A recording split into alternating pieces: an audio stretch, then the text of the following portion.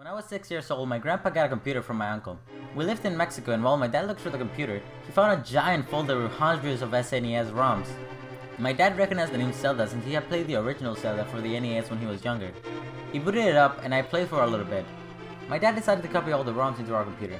I had played some games like Donkey Kong Country when I was 4 or so, but if my dad had decided to not copy those ROMs, I would have never become the gamer I am today, and most likely would be a completely different person. After what felt like an eternity, I finally got home and I quickly decided to continue playing A Link to the Past. Back then, I loved it. It took me an entire year to beat, because I didn't understand English and it was the first game I played without any help. It's been 10 years since then though. Does this game still deserve the admiration I had for it when I was 6 years old? A Link to the Past, unlike the other games, decided to show quite a bit of backstory. One day, a band of thieves with a leader named Ganondorf managed to open a way to the Sacred Realm, where the Triforce was hidden. Ganondorf, killing his comrades, took it for himself. The Sacred Realm was turned into a world of darkness, and darkness flowed out of it, attracting people who were never seen again. The King of Hyrule ordered 6 sages and his midget to stop the flow of darkness. There was a great battle between knights and monsters and stuff. The sages succeeded in sealing the evil Ganondorf in the Sacred Realm. Many years later, this punk-ass dude named Aghanim is like, I'm gonna open the seals to the Sacred Realm because I do what I want. And then he does. Being like a total creep, he kidnaps young maidens who are descendants of the 7 sages. Even Zelda has one. Probably a descendant of that midget. This game starts off with Link being awakened by a telepathic cry from Zelda. Your uncle departs with a sword and a shield. He warns you not to follow him, but because you're a rebel and this is a video game, you follow him of course. When you enter the castle, you find your uncle in the midst of death from, taking 6 steps, I'm guessing. After going through the castle, you rescue Zelda and you are told by the priest that only the Master's sword is powerful enough to defeat Aghanim. He sends you to meet Sahara, who tells you that you have to collect some MacGuffins to prove yourself to be able to wield the Master Sword. As far as gameplay is concerned, this game completely upgrades the standard set by the original Zelda.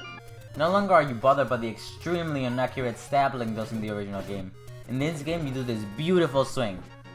That may not sound like something to brag about, but this small thing completely changes how you see combat. No longer is combat a really difficult and tedious part of the game. The ability to swing your sword makes combat challenging yet fun. You actually look forward to fighting bosses and such. You can also do this nifty spin attack by holding down the button. Another change that makes this game superior from the original Zelda is the ability to move Link in 8 directions. You see, in the NES Zelda, Link handles very clunky and he can only travel up, down, left and right, making avoiding enemies really annoying and difficult. But in this game, the ability to move in 8 directions makes avoiding enemies easy, meaning the combat feels fair and flows better. When you get hit by something, you actually feel like it was your mistake, and not just the game having bad controls. Other changes include having a coherent map that is actually very useful, and characters that give you hints that you can actually understand.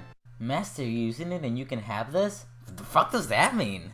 Scattered throughout Hyrule are heart pieces. If you manage to collect 4, you are rewarded with a new heart. Heart pieces can either be extremely obvious to find or sometimes pretty damn hidden. Hearts signify how many hits you can take before you die, so the more you have the better. By defeating the main boss of every dungeon, you are rewarded with a full heart that increases your life by... guess it? Come on, you can guess it. A full heart.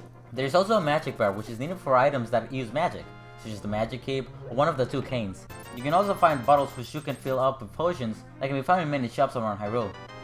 Potions can do many things, such as heal up your hearts when you're in a pinch, fill up magic, or both depending on what you buy. You can also collect fairies in bottles that when you die, automatically bring you back to life. Your main quest is to beat all the dungeons to obtain some MacGuffins that will allow you to defeat Aghanim.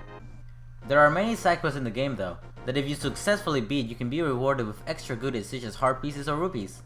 Dungeons require you to solve puzzles and beat enemies to get you closer to the boss. Each dungeon increases the difficulty little by little.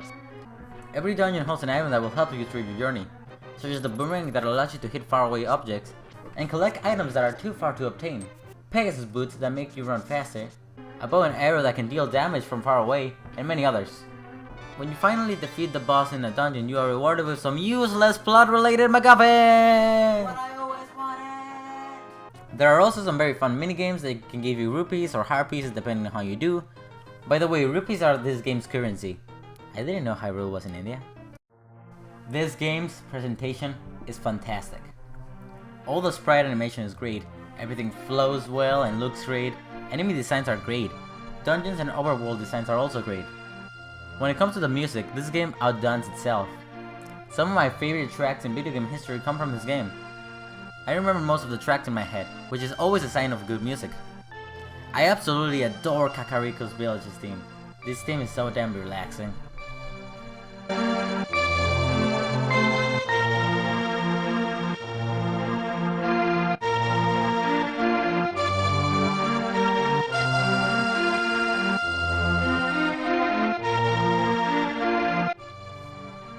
I love this game. When it comes down to it, even after 23 years from its original release, or 10 years after I originally played it, this game is still one of the best video games I've ever played. Everything, from gameplay to presentation and even its soundtrack, is nothing short of incredible. I can easily say that this is my absolute favorite game of all time. I give The Legend of Zelda: A Link to the Past a perfect 4 out of 4. This is the second game in a row I've given a perfect score. Maybe I should choose a game I've never beaten for my next review.